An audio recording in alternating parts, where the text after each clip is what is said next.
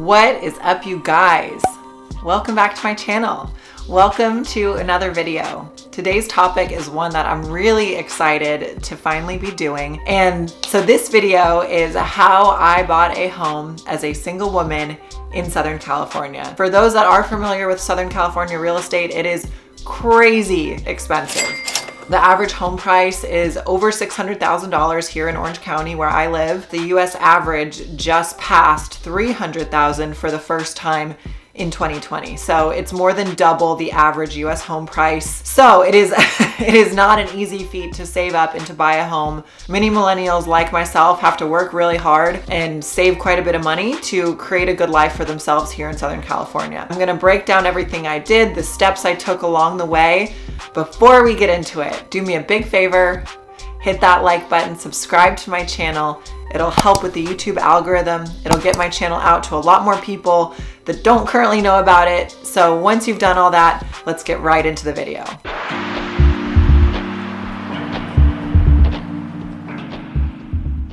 So let's get right into it, you guys. I'm gonna take you on my journey to home ownership and just kind of go through it chronologically, how I did everything, so you can understand the journey, understand that the process was involved, because really at the end of the day, all the things that I did are not that special. They are not that significant. For me, what made the biggest difference is my persistence, self-discipline, and consistency over time to get to a place financially where I could afford a home. So let's bring it all the way back to 2014. And this is when I first moved to California. I was relocated to Orange County, California by the company I was working for at the time. And not everyone gets opportunities like that. I was a Midwest girl from Indiana, and I was starting to get to this point where I thought I was never gonna leave. And I was starting to feel really down about it. And I got lucky that I was working for this environmental remediation company based in Orange County, and they needed someone to really step up and help build a new department in the California office. So October of 2014, I moved my butt to California, and I love it. It's so beautiful. The weather's amazing. It's just so incredible. And I'm amazed that I live in this beautiful, amazing place that just felt like a place people only go to vacation. It felt like people don't actually live here in some ways. And really quickly after moving, I realized, okay, this is an expensive place. Like rent, groceries, gas, everything costs so much more than where I grew up. And in Indiana, the Midwest, a lot of parts of the US, things do not cost as much as they do in California. So very quickly I realized I want to buy a home and I need to do whatever I can to make more money, save money, advance my career so that I can live in this beautiful, amazing dream place. I also got certified as a personal trainer. So right before I moved out here, I had just finished my NASM personal training certification. So early on in 2015, I started training people part-time on top of the job that I had moved me here, my full-time job. So it got to a point where I was training as many as 20, I was doing 20 sessions per week or 20 classes per week. And mostly I was actually working for a gym owner who had too many clients. And so he would just pay me like a flat $25, $30 a session to train his clients. I could do it outside of work hours in the evening, weekend mornings. Each month I was maybe making about $1,000 a month if it was a decent month. And that's not that much. But what I did with that money is I really tried not to touch it at all. So what I've done and what I did since I moved to California is I've always tried to live within my full-time income with cushion. So meaning that I'm saving money, I'm paying all my bills, and then everything that I do as a side hustle is just extra money that I can save and put away. So I've always kind of operated that way. Have I goofed up on that, or have I had months where expenses come up, or I make a large purchase where I do use that money? Yes. But I try to, for the most part, never to spend that. So that's one thing I did. 2015 was actually a good time to buy real estate if you had the money. Interest rates were low. The US was still kind of recovering in some ways from the housing crash. There was starting to be momentum in the market, but at that time, I really didn't have much. Like when I finished grad school in 2013 and started working, I did not have any school loans. I did not have any debt, but I also didn't really have any money either. You know, I'd kind of worked little part-time jobs here and there, but for the most part, I was a full-time student. So I didn't have much of anything. So 2014, I'm starting to actually build up savings, but by no means do I have anywhere near enough. So I'm side hustling. 2015, personal training. At one point I got certified as a Pilates instructor, so I was doing that as well for additional money. 2016, I switched jobs. So I found a job that was a bit better work-life balance. I work in project management full-time. That's what I do. I talk about it a little bit on my Instagram and things like that, but people tend to think that I do fitness stuff or I'm a fitness coach full-time, and that's not the case. So number one, I switched jobs to a job that had a much better work-life balance, and I also got a bit of a raise. And that's one thing too that I really feel like is important is to be able to afford a home, you need to consistently be increasing your income. So a simple way to do that if you have a traditional job is literally just to make sure you are asking for and getting a raise every single year. And I believe that's totally possible. Number one, you have to be working at a place that can support that. So if you're working at a place where, they're potentially going to go out of business, that might not be possible. But if you are working at a business that's making money, you need to be busting your butt, doing your best work, and being overall a solid performer to be able to ask for a raise each year. But if you do that, it is very easy to go to your boss, go to your superior, bring up all the wonderful things you've done for the company, the great work you've put in, and ask for a very, it doesn't have to be big, but think about the same way compound interest can grow your stock portfolio, it also grows your income. So a 5% raise may not sound like that much, but if you get a 5% raise one year and then another 5% raise, it continues to compound and grow your overall income. So that is one thing that I've always done is each and every year I ask for a raise and I get one. So that's one thing that helped me along the way too. And at first, my income was not that high. Like my income from when I graduated grad school to just a few years later, I managed to triple it just in my full-time work, not including any side hustles or anything like that. So do not underestimate the power of getting a raise, and just be mindful that you need to be putting in the work and showing up in a way that merits it. So, that's, I guess, a caveat there.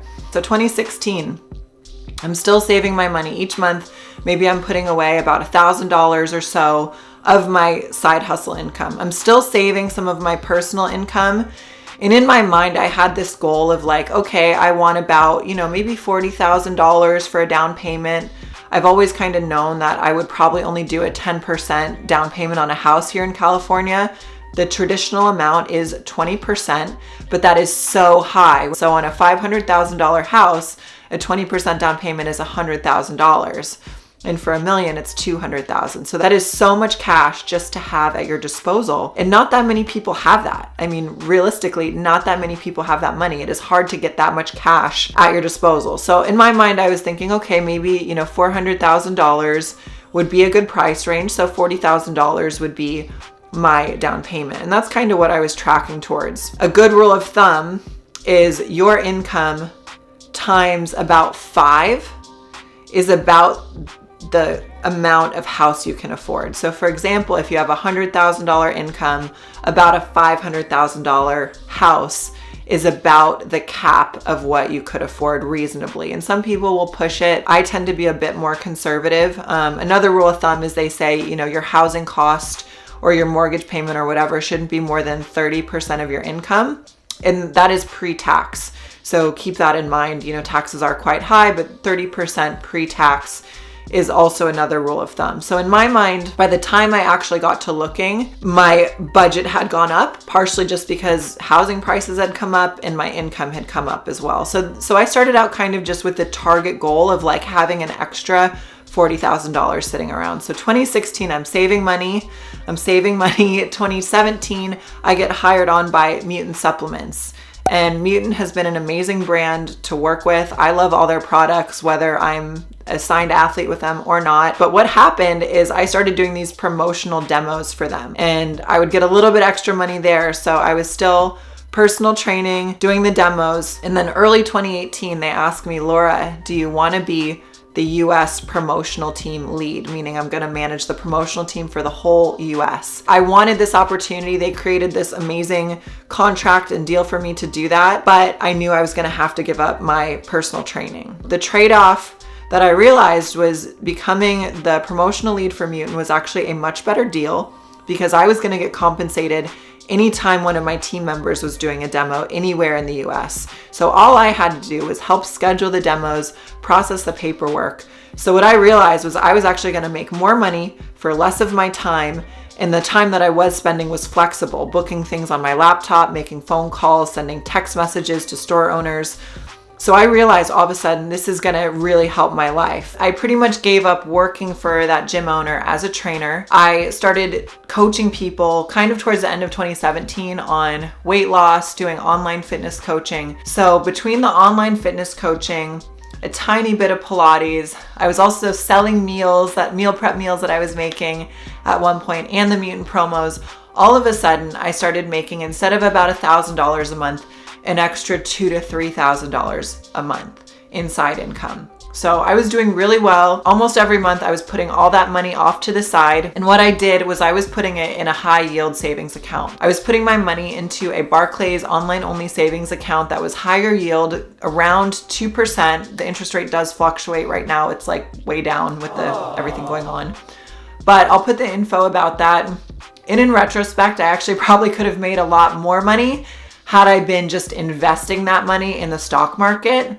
But I think this is just one of those lessons I had to learn from experience. And I also wanted the money readily available to me so that if I wanted to buy something on a whim, it was just there. But I wanted to get to a certain point, and all of a sudden now this goal of 40,000 had shifted to about 50,000 as home prices are going up. And now all of a sudden I'm kind of thinking that my price range is in the $400,000 to $600,000 range. In 2019, I switched jobs and I got headhunted, so I did get a fairly large increase in my salary doing that.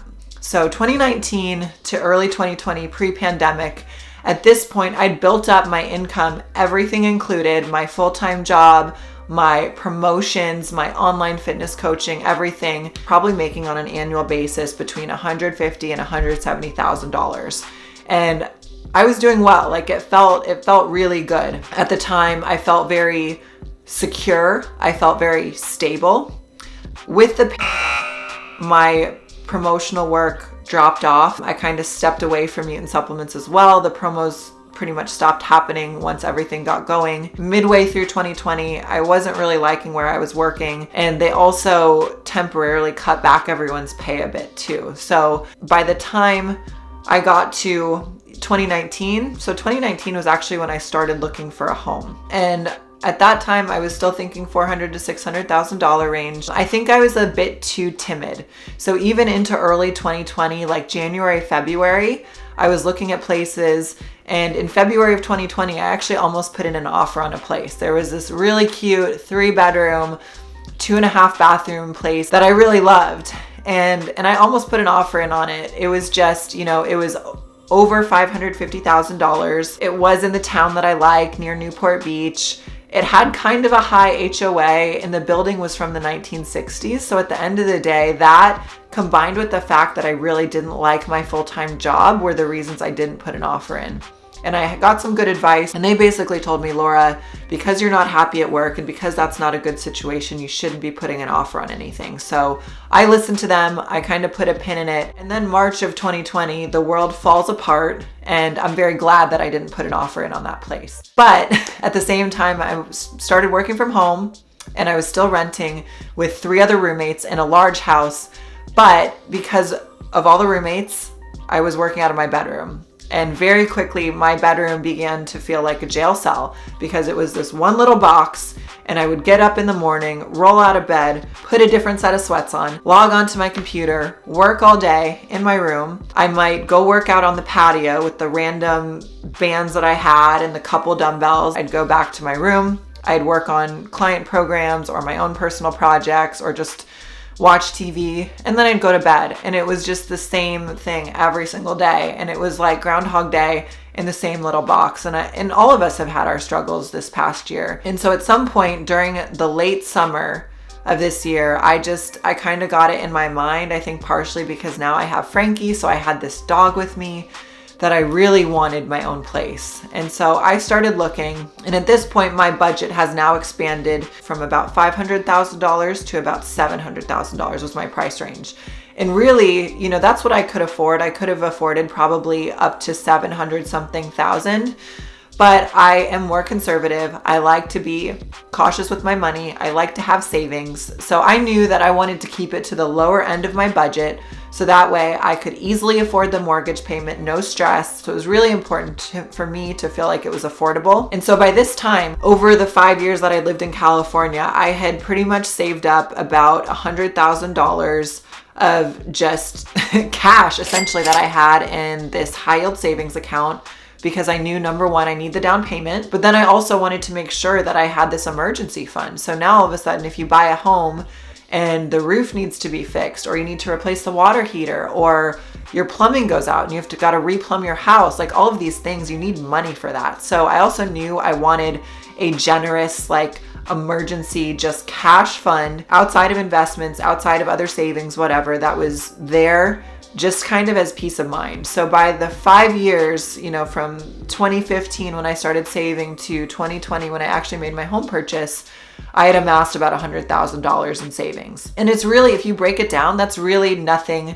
that special, because I was making about $1,000 to $2,000, every once in a while, maybe $3,000 in side income each month. And I was just saving it. You know, I was living within my full-time income, and then everything else I did on the side, I was saving. But I also don't want to underestimate how much work it has been over these last 5 years. There are so many years, days, weeks where I have given up so many other things I could be doing to work and to try to provide for myself and to try to create a good life for myself. So don't get me wrong, there are trade-offs, and there's a reason why not everybody can do this, is it takes a lot of work and a lot of discipline unless you're just an extremely high earner or unless you were born very well off. Not every millennial can afford to buy a house in such an expensive area like Southern California. So the things I did are not particularly special. They're not particularly difficult. It just requires a lot of discipline and focus to get there, and time too. It took me 5 years, but at the same time, I probably was in a position where I could have afforded a place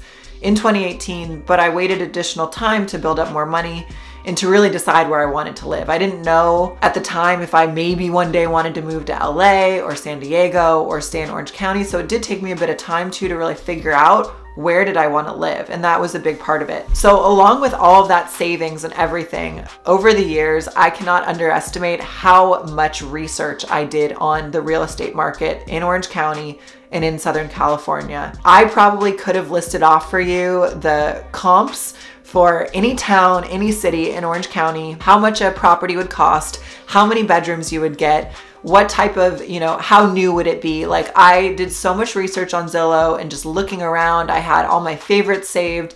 And so I really went into this purchase really well informed of what I could get in different areas of Orange County. For me, I decided I wanted to be closer to the beach. I wanted to be closer to Newport Beach specifically. So I ended up purchasing a home in Costa Mesa, which is the town next door. It is a more expensive area. I will tell you that. It's a more expensive area, but it's also a more desirable area. The schools are very good. So I know that the appreciation I will get on this property will be good over time if I'm patient and I'm living and owning the home for long enough. So that's another important thing too, is to do your research, go into the purchase really informed, and make sure you're spending the time to figure out what you actually want. How many bedrooms do you want? How new do you want it to be? Do you want new construction? Are you okay with an older building, but maybe a cheaper price tag? All of those things are really, really important to know. How much in terms of renovations are you willing to do? Are you willing to pay a premium to have a brand new place that needs no renovations versus a place that's older, maybe a little run down looking, but a much better price and maybe a much better opportunity for you to build some equity by renovating it once you're in it. The last piece of it was in fall of 2020, or kind of late summer, early fall, I started looking. And at this point, interest rates were very low, so it was pretty competitive. This townhouse in particular, I feel like I got very lucky in some ways. At first, I actually thought the property was a land lease because the price seemed too low for the number of bedrooms, but it turned out that was not the case. And I think there was actually a little bit of an issue with the seller being able to provide the correct keys, because my real estate broker had told me that they'd tried to get into this property before, but they couldn't because their right keys were not in the lockbox. There was a little bit of weirdness with the front door. So for whatever reason, I was the lucky one with my real estate agent where we were actually physically able to get into the property, had no issues with the keys and the locks. And so when I put my offer in, I truly do feel like I got lucky. There were no other offers. And I was able to lock in a price that was under asking. And I was able to do it with a little bit of cash back because there were some things that still should have been renovated, or maybe things that were not fully up to code or a little bit questionable. And so I was able to get a little bit of cash back at closing. And given the time and everything that's gone on this year, I was able to lock in a really low interest rate, which is amazing. It feels incredible. I've loved having my home. And really the biggest takeaways and the biggest things I did is every single year I asked for and got a raise.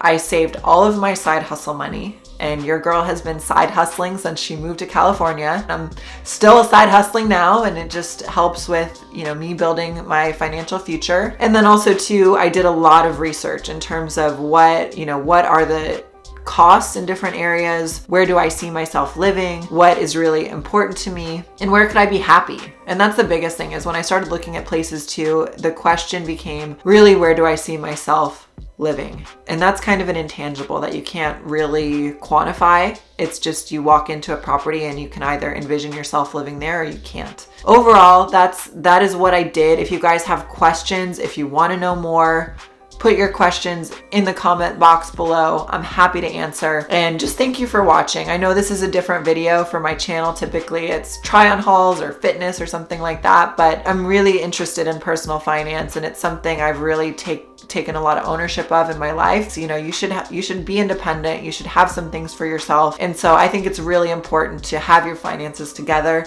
So this is a topic I'm passionate about. And if you guys want to see more videos like this, let me know too in the comments if you want to see more personal finance videos or things like that. So a little bit of detail about the home that I purchased. I purchased a 2-story, 4-bedroom, 3-bathroom townhouse in Costa Mesa, California for $545,000 with $5,000 cash back on closing. It has a 2-car garage, it has a patio, it had been flipped by the person that sold it to me. So at some point I will also do a little home tour once I've finished my decorating. I've kind of worked my way through the house and made it really how I like it. Overall, I love the place, but I definitely never saw myself purchasing such an expensive home as my very first starter home. I'm gonna stop talking now. Thank you guys so much for watching this video. Don't forget to like the video if you enjoyed it. Share it with a friend if you think there's a friend that would like to hear about this, and subscribe to my channel so that way you never miss another video. Thank you guys so much for watching, and have an amazing day.